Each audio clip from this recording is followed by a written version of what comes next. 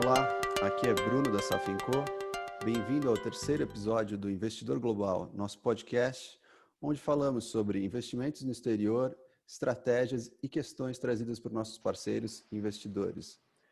Para isso, chamo Vinícius Jeromel, nosso portfólio manager, diretamente da Suíça. Ele que estava aproveitando o verão europeu nas férias e agora está de volta. Tudo bem, Vini? Tudo bem, Bruno?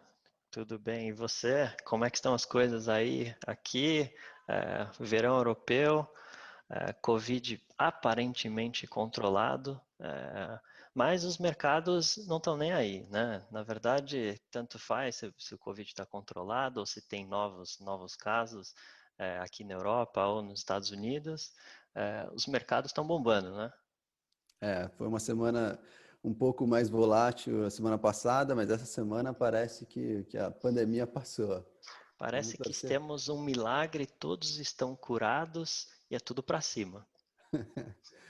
Bom, mas vamos ao que interessa. Nesse episódio a gente vai falar de alguns assuntos, os temas são liquidez, juros e bonds. Então vou abordar um pouco o que a gente falou na nossa carta mensal. A gente comentou que os mercados já estabeleceram expectativas em relação à pandemia, né? E os movimentos de liquidez, o fluxo de capital entre as classes e regiões, que tem sido importante fator no preço dos ativos. Então, acho que a gente poderia começar por essa parte, liquidez. O que isso quer dizer na prática? O que esses movimentos de fluxo de capitais entre classes e regiões, como é que isso determina o preço dos ativos e quais são os impactos disso para o investidor global?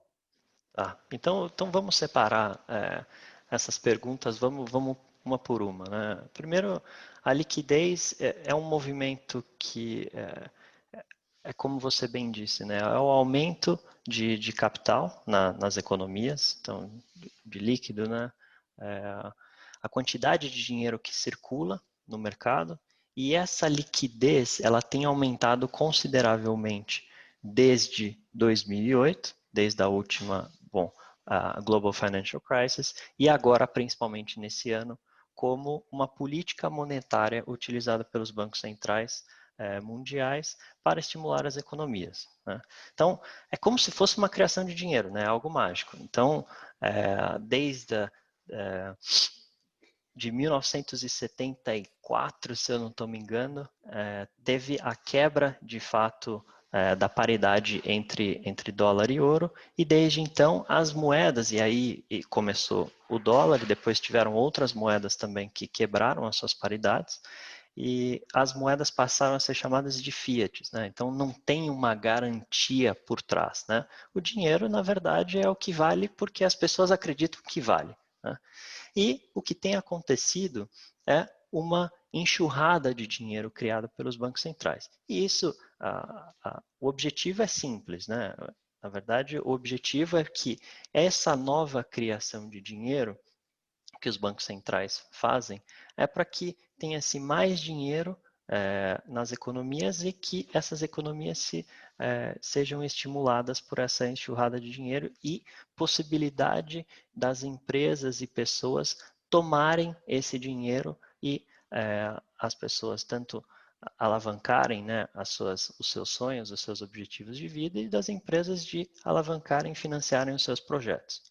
Então, a liquidez é assim que funciona na prática. Mas esses movimentos têm impactos que podem até distorcer os mercados, que é o que a gente acredita que está acontecendo agora, né? Então a gente tem um cenário de pandemia ainda, mais ou menos controlada, dependendo das regiões, mas os mercados todos para cima, né? O S&P positivo no ano, o Nasdaq super positivo no ano, se a gente pegar o MSCI World, já está positivo no ano, e a gente acredita que em um cenário de disrupção, né, do supply chain que ocorreu tanto no começo do ano com a quebra da oferta da China, principalmente fechando, e depois quebra da demanda dos lockdowns, então não era isso que a gente esperaria, né, dos mercados estarem positivos no ano.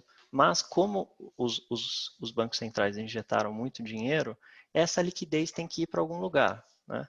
E a liquidez está indo para os ativos financeiros. Então, quando a gente olha, né, um portfólio global, que é a sua última pergunta, né, os impactos dessa liquidez, é que o preço dos ativos inflaciona. Com o preço dos ativos se inflacionando, a gente tem uma performance positiva nas carteiras. Então a culpa dessa alta é graças à impressora do Powell. Vamos dizer que dos retornos que a gente tem esse ano, a gente tem que agradecer ao nosso Chairman Jerome Powell. É o grande responsável por todos esses movimentos. E parece ser uma tendência, né? Antigamente, a gente olhava o endividamento de um país, né? Então você tinha o balanço de um país, as suas despesas, as suas arrecadações e os déficits financiados por dívida, mas não numa proporção que é hoje. Hoje, aparentemente, tem até aquela nova teoria, a moderna teoria monetária, de que o déficit fiscal pode ser simplesmente financiado por criação de novo dinheiro, né? Desde que as pessoas acreditem, voltando ao que a gente fala, acreditem no valor desse dinheiro. Quando isso acabar, de fato tem uma inflação acelerada, porque as pessoas vão querer trocar esse ativo, que é o dólar, por exemplo, ou o euro, por algum ativo que tenha, por exemplo, uma oferta limitada no mundo, como, por exemplo, o ouro, né? Bom, então vamos para o nosso segundo tema, que é juros. Além do processo de transformação digital que a pandemia trouxe, ela também acelerou a tendência de quedas de juros no mundo. E olhando para daqui 12, 24 meses, qual o impacto que isso pode ter para os mercados?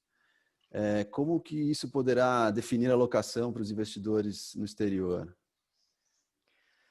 Essa tendência de queda de juros, ela acontece já faz décadas, né? Então, até nos parece longe para a gente, né? Mas nos Estados Unidos eles tiveram juros cerca de 2 dígitos 2 décadas para trás, né? Que parece muito longe da gente. Mas também nos Estados Unidos tiveram juros de 2 dígitos, na Europa tiveram juros de 2 dígitos, e esses juros foram abaixando como uma política monetária utilizada também pelos bancos centrais mundiais, né? A política monetária expansionista, que tem o mesmo conceito da injeção de liquidez, né? Você abaixa as taxas de juros e estimula o crédito.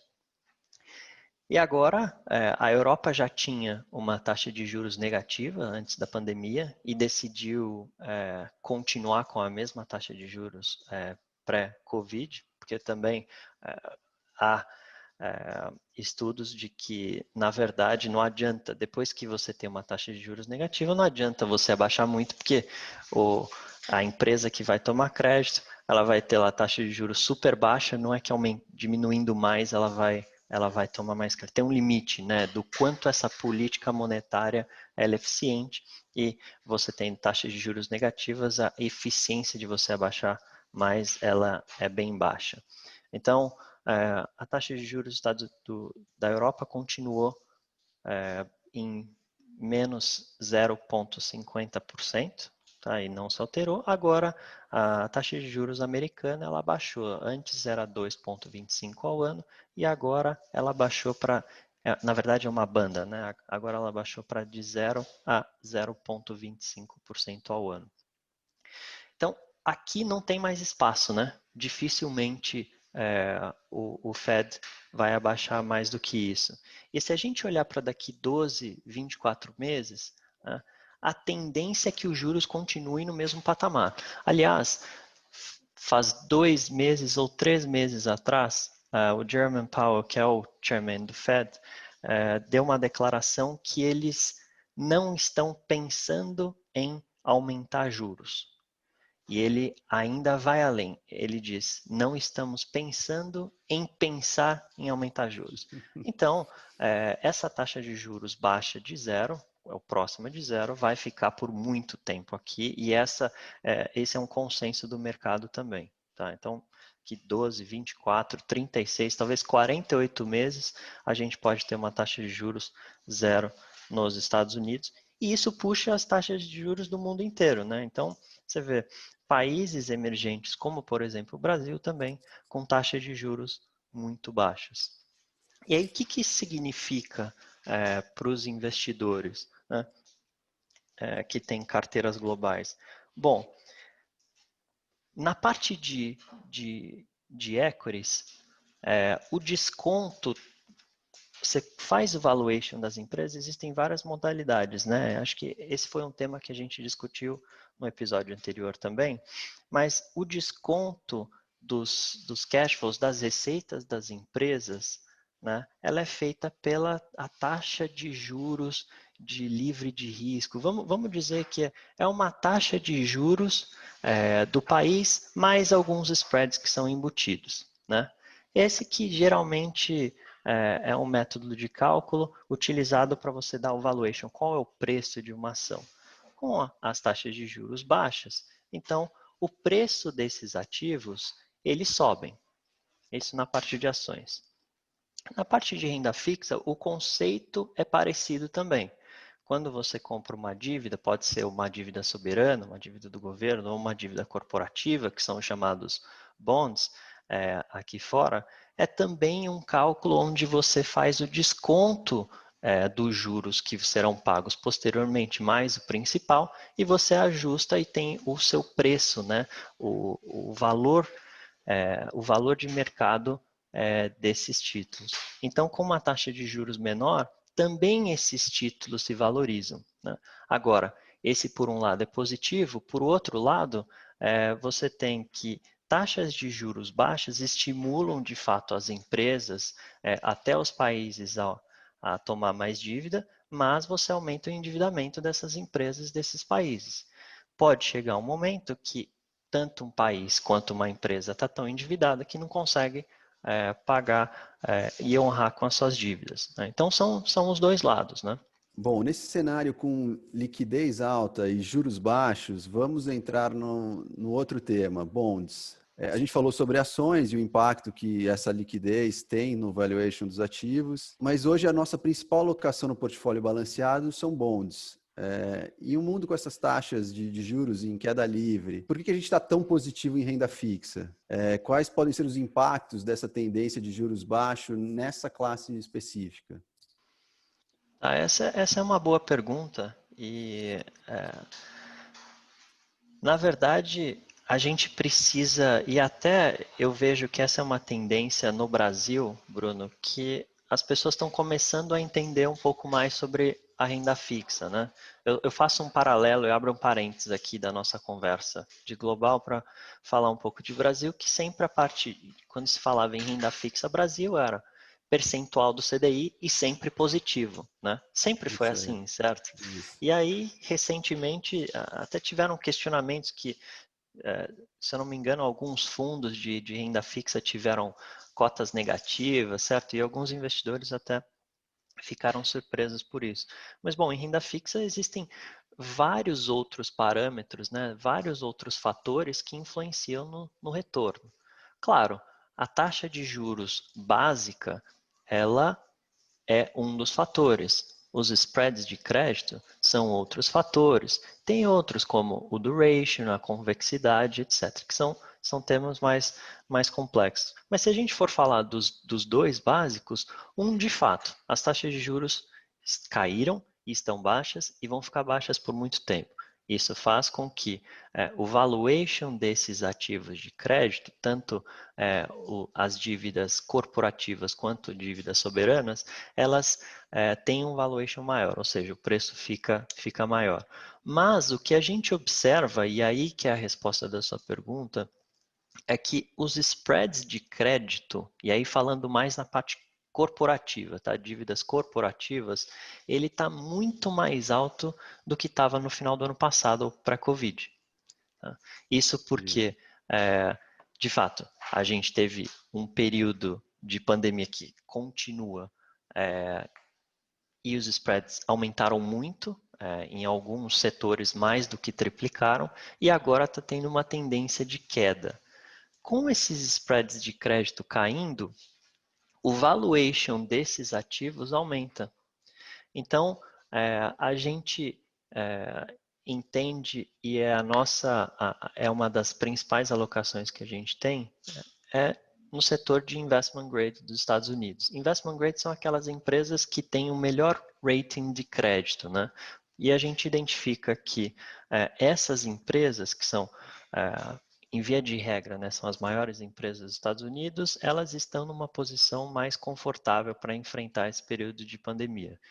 Então, o cálculo que a gente faz aqui as empresas estão saudáveis para passar por esse período com diminuição de receita, diminuição de lucro? Elas estão saudáveis com um aumento de endividamento para financiar as suas operações? Não vai impactar significativamente a geração de caixa?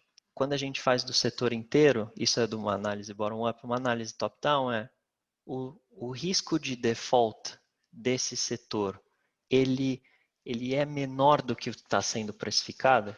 Então, são essas análises que a gente faz, e aí por isso a nossa preferência por investment grade na parte de renda fixa, né? Então, a gente investindo, considerando que vai ter uma contração dos spreads de crédito e em um setor que tem, numa parte, né, de investment grade, que tem as empresas que estão numa posição mais favorável para enfrentar essa pandemia. Legal, Vini. Obrigado pelas explicações. Espero que tenha ficado claro para os nossos parceiros e investidores. E espero poder contar com vocês no próximo episódio. Um abraço. Legal, Bruno. Obrigado a você e até a próxima.